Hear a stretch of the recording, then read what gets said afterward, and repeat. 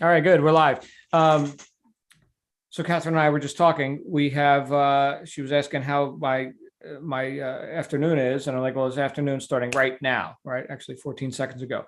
But I'm finally getting used to this whole East Coast, Eastern time zone thing. So when I moved here, I didn't change much of my calendar. So I tend to work later, which is fine with me. But my mornings are all open, right? I mean, assuming I can get up, at a decent time. I was up at 5:30 this morning, and meditation, gym, study, do a little bit of stuff around the house, and then by the time I get into my meetings, typically that's not till like 10:30, 11 o'clock, whatever.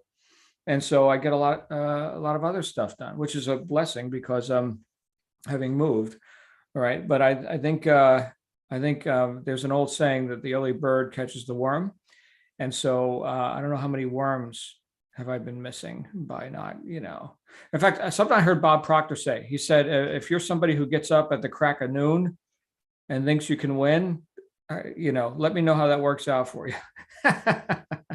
So anyway, but it is noon here. Good to see Ali over there in England, where it's 5 p.m. already. I want to talk with you a little bit today about letting go. So this is something that came to me. It's not a topic that I don't think we've ever talked about this. Wow, in the years that I've been hosting this. Okay. So, oh, by the way, our Books for Britain is suspended for the day. Ali, you know that, right? Books for Britain, no go today. Okay, good. So Mandy's selecting the next book that you Brits will be reading. The jury's still out on the one that we're reading here in the States. So far, not a whole lot of agreement. So we may abort that one. We'll take a vote on it next week after we read 2 more chapters. At least give it, give the guy an opportunity to prove his value. But anyway, letting go. Oh, we do have Glenn Henderson tonight at 9 p.m. Eastern. We do have our networking magic. So tune in for that. That's going to be fun. Right? Glenn's a fun guy. Actually, he usually hosts on Wednesdays, and the topic is usually something to do with Star Trek. And I have no Star Trek trivia for you today, or metaphorical, whatever. It's just me talking about philosophy. So here it is. I heard this guy in a lecture to a congregation giving a speech on. Has anyone ever found yourself frantic and competitive and trying to do the impossible? Or let's say you're in traffic and you're weaving in and out of traffic trying to get there first, right? Or having emotions about, oh man, I'm so busy, I got to do my housework, I got to do the dishes and the laundry, right? And so overwhelmed, right? Has anybody ever experienced that? Or is it just this guy talking to his group? Probably all of us, right?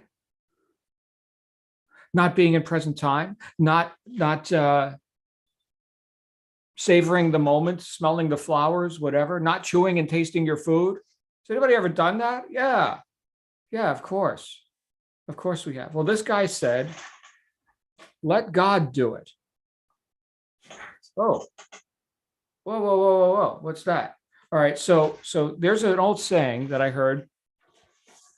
Maybe you've heard it, let go and let God. Anybody ever heard that? Let go and let God. So that's like from faith-based communities and also like 12-step fellowships and stuff, right? They talk about, the idea of surrendering your will and how you think things are supposed to go. And thereby surrendering what? All your attachment to circumstances and the emotions and, this and that, right? But if you could let go and let God, well, how does that actually work out? I mean, that's a cool cliche. That sounds nice. But don't you know, I got problems to solve. Don't you know, I got laundry to do. I got the dishes. I got to get to work. I got to go down the street and I got to get there first because this guy's driving slow. And I've got all of these considerations. which take me out of present time and out of my power, because the only time I can have an effect is right now and now and now, right? But not later, not yesterday, right? So all the considerations which aren't serving me, all the emotion around that, and my story about it, right? Me. Well, what this guy was saying was, let the bigger me do it. So we have obviously we're intimately involved with our own personalities, right? With our own let's see a few other people tuning in. Good to see you, Mandy. I already announced that Books for Britain is suspended. Daisy, good to see you. But we're already intimately involved with our own bodies and doing stuff and thinking and all of the stuff that we identify as. Here I am, I'm John, I've got to solve the problems, I've got to do the thing, I've got to get there first, I've got to, handle the dishes, the laundry, or whatever. Okay. So, or the raking of the leaves, or whatever it is that you've been frantic about. At your work, the person who's antagonistic, we heard from Ivier yesterday on Corporate Curios, which is a members only event here in the JL Success Mastermind. But we heard a bit about feedback and constructive, not constructive, complimentary or sympathetic versus antagonistic, suppressive, perhaps, right? Invalidating. So there's lots of different kinds of feedback that you can get. But let's say that stuff sends you sideways. Okay.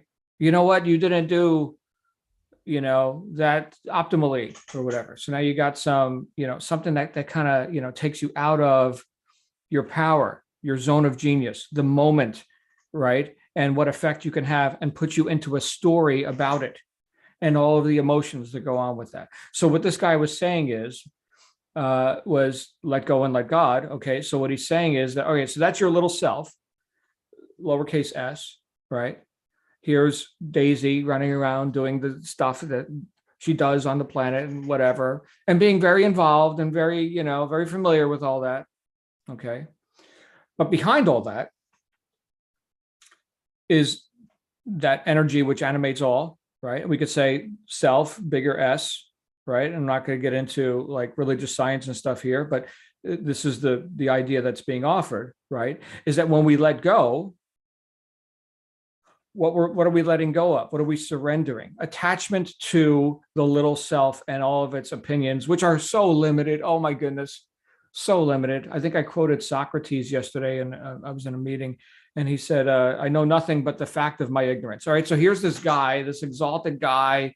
He knows so much, and he's like, yeah, guess what? Right? So and we could even get biblical about this, right? What did Jesus say? There was one that is good, that is the Father, right? I'm paraphrasing. I don't have the scripture in front of me right now. Okay, I should probably quote directly, but it is the Father that doeth the work. There it is. Okay, so here's the question for me. I'll ask myself, John, where is it that you've allowed yourself to get frantic or get engrossed and attached and striving, and it's you, man, all you. Man, that's a rough spot to be in, where it's all you, like you got to have all the answers. Really ask yourself that. Are you the type of person that thinks you need to be able to solve every problem and know all the answers, lest you be somehow unworthy, not good enough, whatever? Anybody run that story on yourself? Look, I've never had all the answers, as much as I've had that story that I should. Okay, I've never had all the answers. Socrates says, I know nothing but the fact of my ignorance. Okay, all right. So yeah. Now that doesn't mean I don't have any answers. Sure, learn stuff, progress. Okay, but one of the things that I could tell you is that I make much better progress, not only in maintaining an elevated emotional state, but also in terms of statistics, because one relates to the other. I make much better progress when I'm able to be objective and observe and know that It is not I who doeth the work. Sure, I'll move my hands. These appear to be mine. Okay, great. Let's do the thing. Okay. But doing it through the small little lowercase s, through the self, right? And doing it as the observer of all that. So, and this we have talked about before. So I want you to think about a game. All right. So you're all involved in games, right? Your work, your relationships, your fitness, your whatever. Okay. So we're all involved in games. And any game is going to have, well, a purpose, right? What's the purpose of the game, right?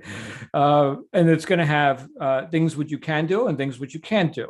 You're free to go here, you're free to go there, carry the ball, kick the ball, whatever. Don't go there. Don't fight with your opponent, right? So here are the barriers, right? Here are the things you can't do. So you've got, liberty to do this and rules which say don't do that. And if we didn't have those things, we wouldn't have a game. But above all of that, you have a choice to play the game. Have you chosen the games that you play in your life? Some of which you have, some of which you just kind of bought that deal. Okay.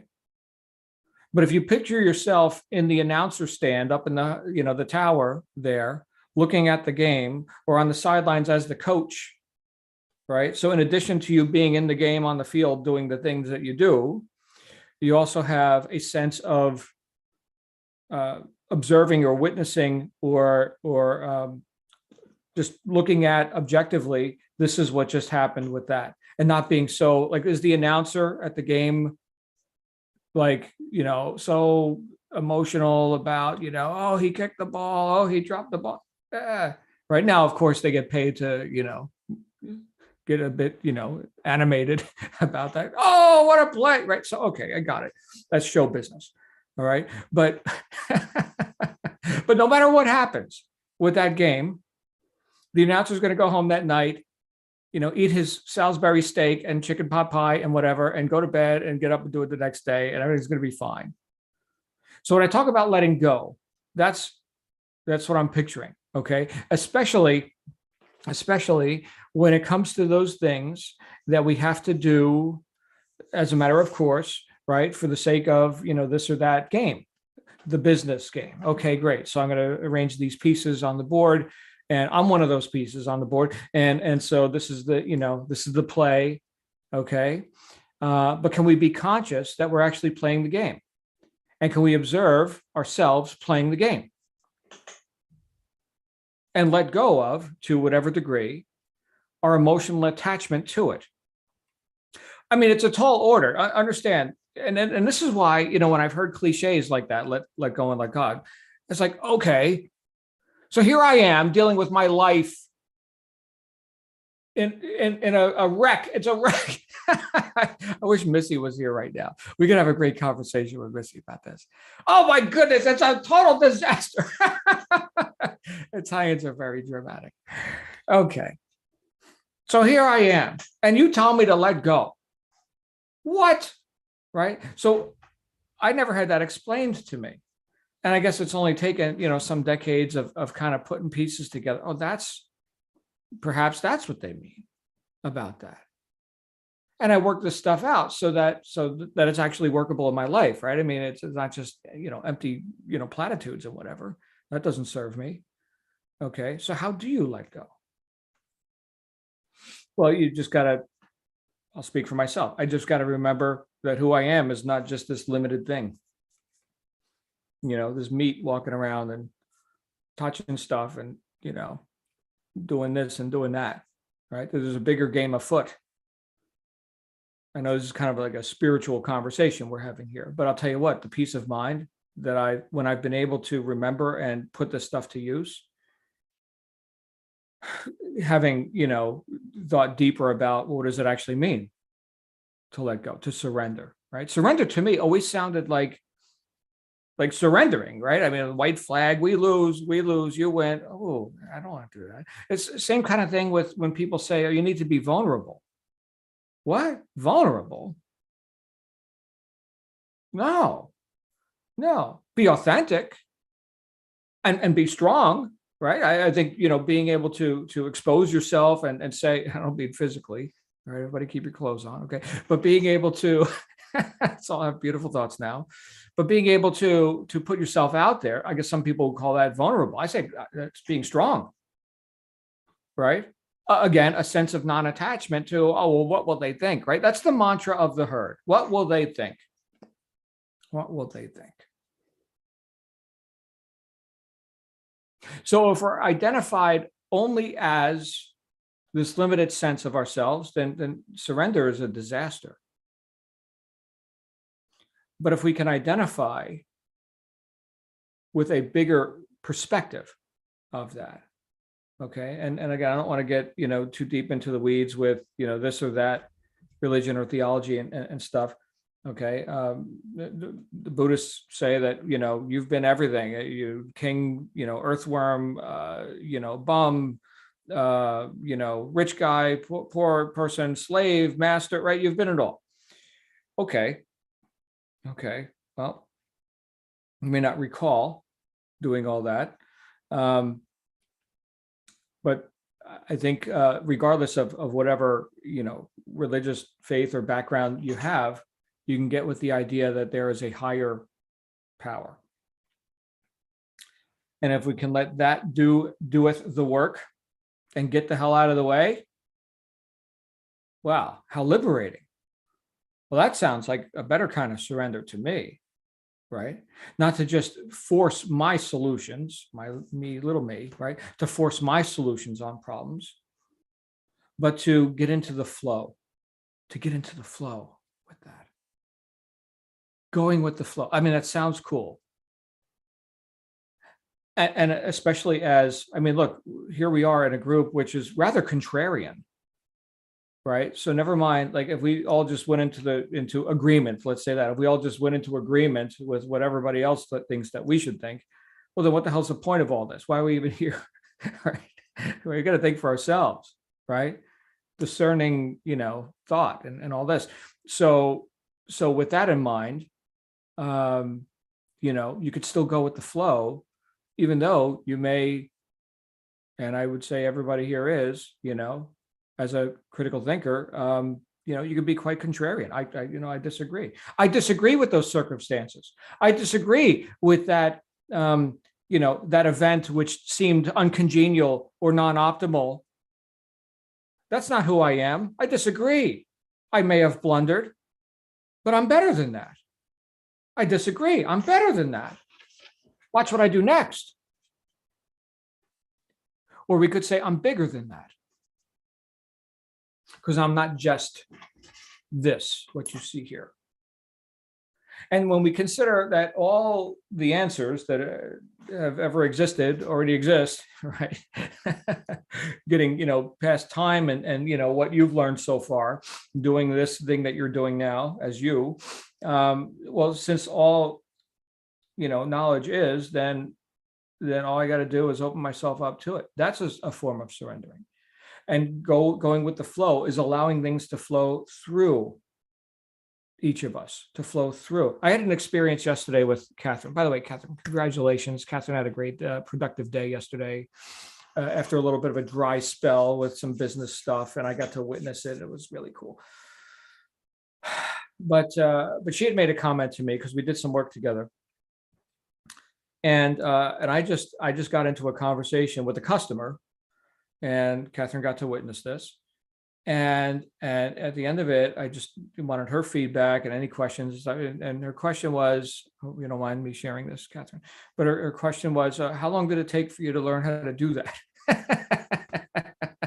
I said, my whole life. My whole life. So here is a totally impromptu, no script, no nothing. Mr. and Mrs. Customer, all I know is the one thing I got to know is what they want. That's all I know is what they want. And I created an entire presentation based on that, and they bought like that. So was that, oh, John, you're wow. That's amazing. Oh, okay. It may occur as that for people who haven't dedicated their life to, the art of communication and whatever. But I didn't have a script. The point is, like, even on all these sessions, I never have a script, right? So here's the question for you. All right, back to the idea of let go and let God. Is there something where you could just channel? You can just channel. Maybe that's the word, right? Like, where are these words coming from, right? They just, during that sales pitch yesterday, where are those words coming from? They're just, and yeah, I loaded my guns. I got ammo. I got words. That's cool. I know stuff. That's cool. But the right words at the right time, based on that connection, that being able to actually hear what are these people's needs and wants, right? How can I serve them, right? And bam, the words come right through. Can you do that? You can. It may or may not be in this particular, communicating with the customer. Okay, so you can train up on that. That's fine. But there are things in your life where you can surrender more or channel more or whatever words you want to use better, and not be so damn in it, right? Being above it a bit and observing and getting with the flow of that, letting that flow through you. Could be something as simple. I know this one client of mine who just hates doing her laundry. And I, thinking back to the pastor, the minister I was listening to, he said, let God do it. Let God do the laundry. Okay. So what does that mean? Once again, that means, yeah, you see your hands moving or whatever, but it's going to get done, and don't identify so much with the doing, right? As just it's getting done through you. Okay. And not being so resistant, because what you resist persists. Maybe that's the surrender, the interpretation of the word surrender. Stop resisting so much. Let things flow, going with the flow. I think this is all just multiple approaches to the same idea, which is let go and let God, which nobody ever explained to me. So now I just explained it to you for what it's worth. And if it's workable for you, let it be yours. And if not, throw it in the garbage and do whatever you want. So you see, that's the idea here, is that if this serves you, well then use it. In fact, I'll quote Buddha. Hold on, let me give you an actual quote here from Gautama Buddha. This is good. I printed this in Integrity is Everything, because it just hit me. All right, it says here, do not believe in anything simply because you have heard it. Do not believe in anything simply because it is spoken and rumored by many. Do not believe in anything simply because it is found written in your religious books. Do not believe in anything merely on the authority of your teachers and elders. Do not believe in traditions because they have been handed down for many generations. But after observation and analysis, when you find that anything agrees with reason and is conducive to the good and benefit of one and all, then accept it and live up to it. There's that. Thank you for that guidance. All right. So now hopefully we can let go and know how to, right? People say, oh, well, just let go. Yeah, screw you. Just let go. Come on, give me some tools here, man. Anyway, I love you guys. Thank you for being here with me. The floor is open. Has anyone experienced this, or would you like to experience this? Ali, please come on out. Ali, you've got the floor. Ali. Hey, hi. I've just literally been reading, just literally this morning. Let me just quickly read what I read this morning, which just really hit me about everything that we've been doing and reading over the last 2 years have always had that spiritual aspect, haven't they? All the books, they all say that that's such an important aspect of success, really, isn't it? And how the energy flows through and we can just restrict it. And this is, I love this.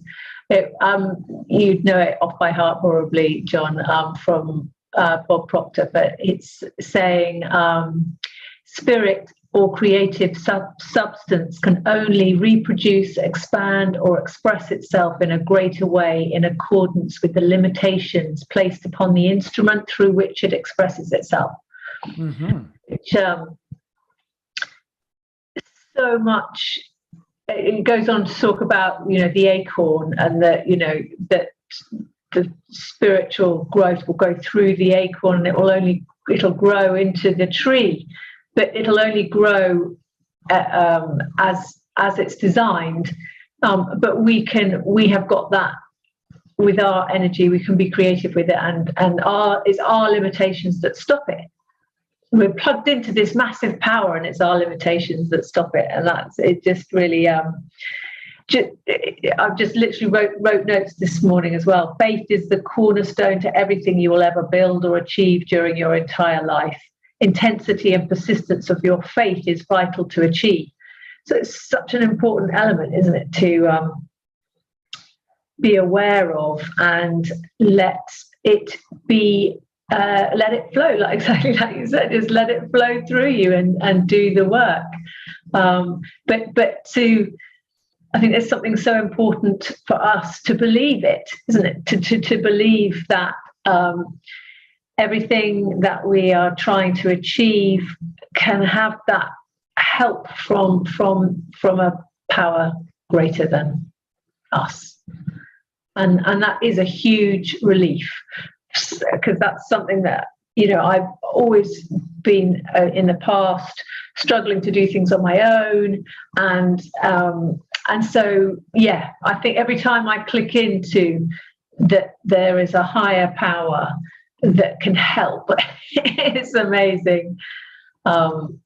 It does definitely help to get perspective and move away from the franticness and the worry, and the just trust, believe, and have that faith.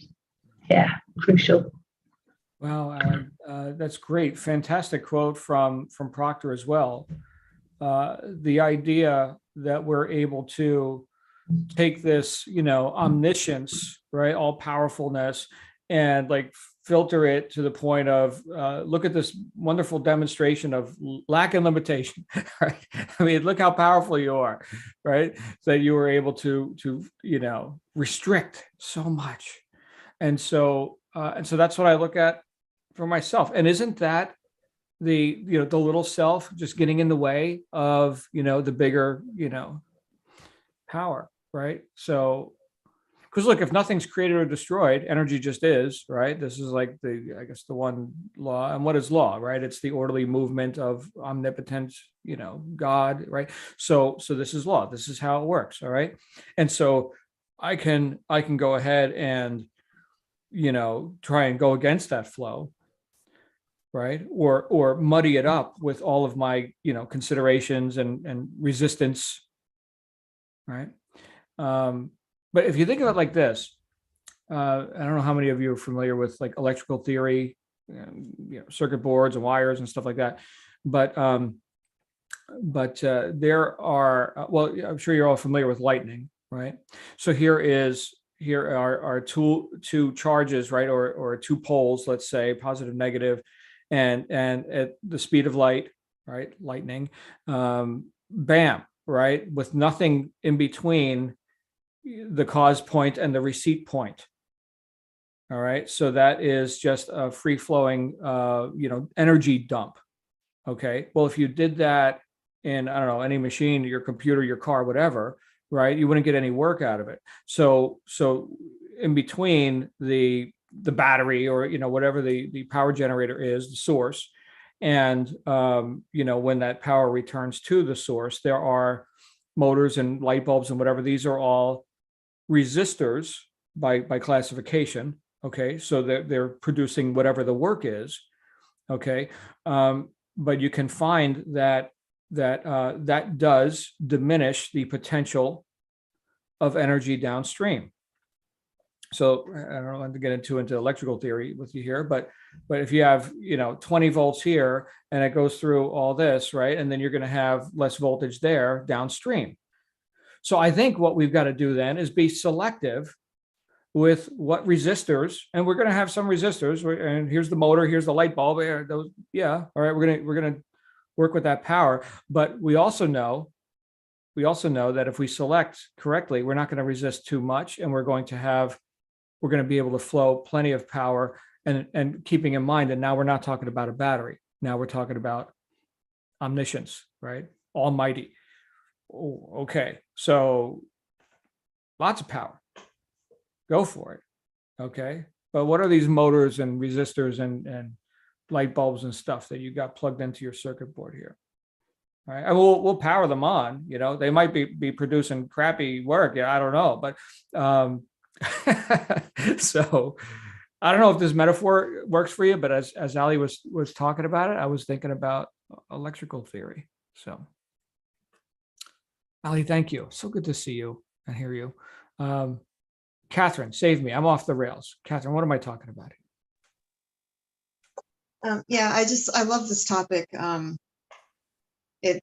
You're always so well-timed. Ali said something about that in the chat as well, is that you're really good at picking topics. But this reminded me, I had a belief from childhood, that I can't control what's going on around me. All I can control is myself and how I react to the situation. And that's something I've been, really working on lately, is trying to find that inner strength again. But then I really loved what you said about it's not being vulnerable so much, because that implies weakness, but being authentic. And that just really spoke to me. Right. Yeah, you're strong enough to just go do the Catherine thing, Yeah. That doesn't mean you're going to be assailed by, I mean, you could be assailed by critics, but, are you vulnerable? I don't know. I don't like that word. Yeah. Maybe always it's, critics. yeah. Just ignore them. EVA was saying that, yesterday, is that, just when someone gives you bad advice, just say thank you and go on your way, Yeah, there's that. That just happened. Thank you, Catherine. So glad you're here, my friend. Congratulations again on all your progress. This is just the beginning. Thank you. All right, guys. Anybody else got some thoughts on letting go? And have you experienced this? And do you think you could experience it more now that you've heard whatever just came out of my mouth? Hey, Mandy. Hi, John. You've heard me say before that Susan Jeffers was one of my great authors. She's passed away now, but when I was younger. And in one of her books, I think it's in The Struggle and Dance for Life, she talks about, well, actually in all of them, letting go of the outcome. What she says is that you do everything you can to make something happen. And as long as you've done everything you can, when you get to that point, just let go of the outcome, because you cannot control anymore. And it's the same sort of thing. You just let go and just let it happen, let it flow, let it do whatever's going to happen. Otherwise you're just going to be het up about it. You're going to be, tense, and you're going to be thinking about it all the time. It might be that you've had a test or something. It might be that you've gone for a job. It's not going to help you get that job by being all, stressed out. Mm-hmm. And I think I've done that a lot over the last 5 or so years. Probably more 10 now. And it really did help, because you can live in the present much, much more and not be worrying about the future so much. And I love that. And she also goes into the higher and lower self that you were talking about. So the lower self is the person who is, they're angry, they're sad, it's all their limitations. And then you can become the higher self, which is the one that can tap into the universe and tap into the things that are coming for you.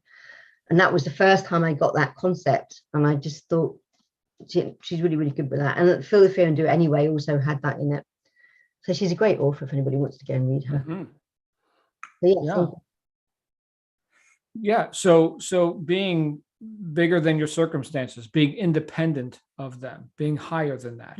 Yeah, that's it. So same, different words, same concept, easy to talk about. Now do it, right? I'm still practicing. So thank you for that, Mandy. You all recall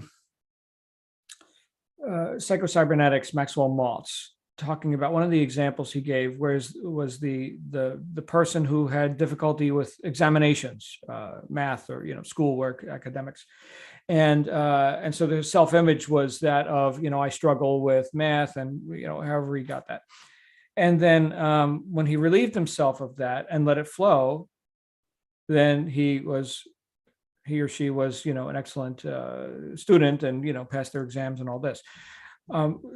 As Mandy was talking, it reminded me of the idea, you've probably all heard the idea, that the first answer you think of is probably the right one.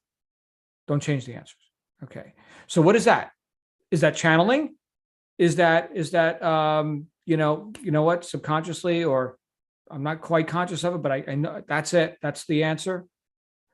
That's sort of a hunch, because after all, you did study. I mean, you did, learn stuff, right? You do know stuff. It's cool. Okay. But then it flashes, very briefly, as fast as that lightning. Okay. Bam. That's the answer. Oh, let me think about this. There. Now, here we go. Throwing up the stops. Here we go. So, and I've had that experience where I've had to stop myself from changing the answers. Like, what? That was my first answer, and I was right. On different, aptitude and IQ tests and things like that I've done. So, because I'm not sitting in university these days and taking their examinations, for whatever that's worth. Anyway, love you guys. Anybody else before we wrap up? Remember, we have no books for Britain today. We do have Networking Magic at 9 p.m. Eastern US time with Glenn. I'm sure he'll be wearing a Star Trek shirt or talking something about Captain Kirk or something. So tune in there, and how that relates to expanding your list and your reach via the art and science of networking. We'll see you guys again